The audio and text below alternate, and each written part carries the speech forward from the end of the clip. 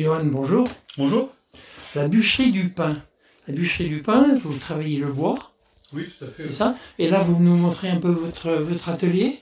Oui, donc tout simplement, ici j'ai mon espace de travail pour faire mes plans, travailler les prochains projets et faire les dessins pour préparer les gravures. Et ici... Là, c'est la partie découpe, en fait. C'est ça? Ici, c'est vraiment la préparation du travail pour les premiers devis avec les clients, quand on me demande des schémas et tout, c'est le premier espace de travail. D'accord. Pour commencer. Ensuite, après, ici, j'ai Est-ce que c'est du pain, cette table-là? Non, là, c'est du pain. Ah non, ici, là, c'est vraiment du plan de travail en mélaminé, donc là, non, c'est pas du bois massif. Alors, le pain, il est où, le pain? Le pain, il est partout, déjà, dans mon espace de travail. Le chalet, il fait essentiellement en pain. D'accord. Voilà, donc j'ai voulu c'est vous qui avez construit le chalet?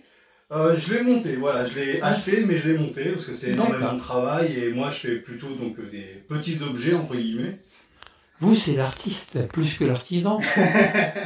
Oui, après, voilà, c'est vrai que je travaille beaucoup de choses différentes, mais voilà, j'aime beaucoup travailler des petites choses qui sont assez variées, et me faire plaisir, en fait. J'aime pas vraiment faire des choses en grosse série.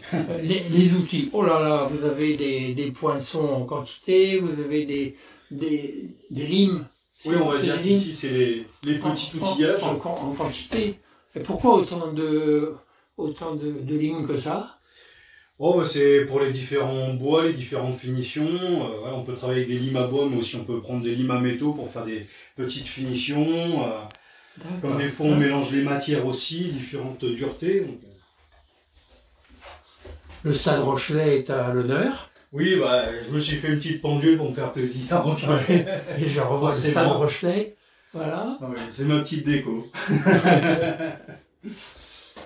Et un peu de couleur également de temps en temps? Oui, pour des projets souvent de fois reliés aux enfants, aux familles, comme on me demande des décorations pour les chambres d'enfants, donc pour les naissances, et ensuite pour les mariages et tout, donc j'essaie de varier les différents bois, les différentes couleurs. J'aime beaucoup celui-là, ce noir et blanc là, avec les mains de reste. Tout à fait. Oh, il y a beaucoup de femmes enceintes également, hein? Effectivement, comme ma compagne est enceinte, on a la première fille qui a 1 an et demi et la deuxième arrive dans 15 jours. Vous avez l'inspiration. Exactement. Je suis en plein dans le bain.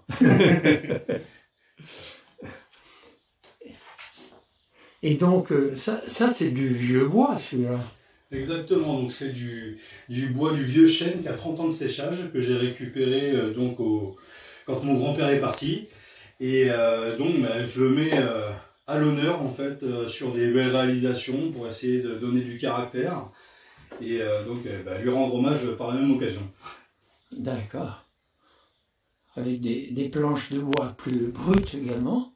Exactement, oui. Après j'ai différentes finitions, différentes façons de faire, donc il y a des choses qui sont brutes, d'autres choses vernies, des fois peintes. C'est vrai que l'univers est large et assez varié. Ah, vous avez même réussi à faire le petit QR code pour aller directement sur la page.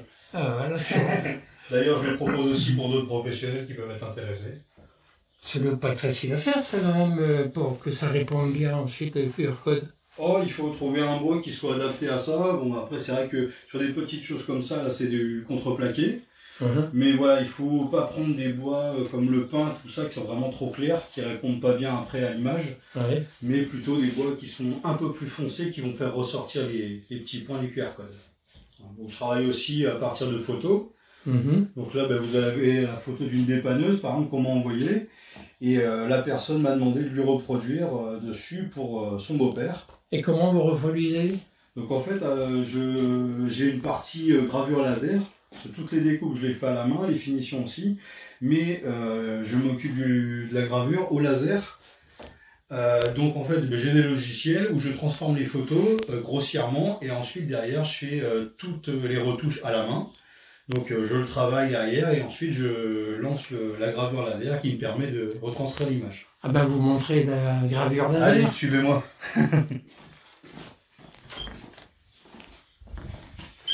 Donc là ici la petite partie gravure laser. Donc en fait j'ai mon ordinateur, mais 2 graveurs pour permettre de faire la réalisation derrière. Et donc, toutes les planches à découper pour les clients, après, quand j'ai besoin. Vous avez vu sur le jardin, c'est bien ça pour l'inspiration. Et alors, les planches à découper, ah oui, ça c'est... montrez-moi une planche à découper, alors, parce que là, il y a un peu de stock, là. Tout type d'essence, après, c'est vrai qu'on peut travailler sur du bois de hêtre, par exemple. Voilà. Donc ça, c'est des planches qui sont découpées à l'avance. Oui. Et comme ça, après, moi, je peux directement, quand j'ai une commande, me permettre de graver dessus sans m'embêter. D'accord. Je travaille vraiment tout type d'essence. Donc après, j'ai des petites plaquettes et contreplaquées. J'ai vraiment des choses après en acacia. J'ai vraiment du bambou. Après, je travaille aussi le chêne massif, mais surtout sur des commandes vraiment sur mesure. Donc oui, voilà. Et ici, vous avez d'autres petits objets. Un joli cœur en... Oui, exactement. Ouais.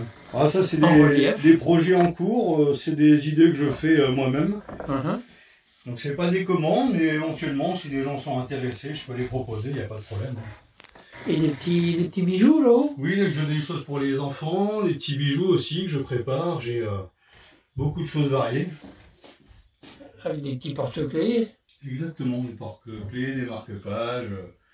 Voilà, je fais des choses toutes petites, comme j'ai déjà eu des commandes pour des professionnels pour faire des porte-clés aussi. Et les petites boules là, c'est quoi? Alors dessus, comment vous les faites? Là ici, c'est des supports tétines pour enfants. Donc dessus, il y a des petites boules en silicone que j'achète. Ah d'accord. Il y a des petites billes de bois, donc en fait, bon, je pourrais les faire parce que j'ai tout le matériel pour, mais celles-ci, je les achète directement pour pouvoir assembler ensuite derrière des petites choses pour les enfants. Parce que comme j'ai une clientèle qui est essentiellement féminine, sur la grosse partie et donc avec des enfants, j'ai de la demande, donc je suis obligé de... Et ça marche. Ça, c'est des petits hochets qui sont entièrement faits en bois, donc c'est du hêtre massif, non traité, donc respectueux du contact alimentaire.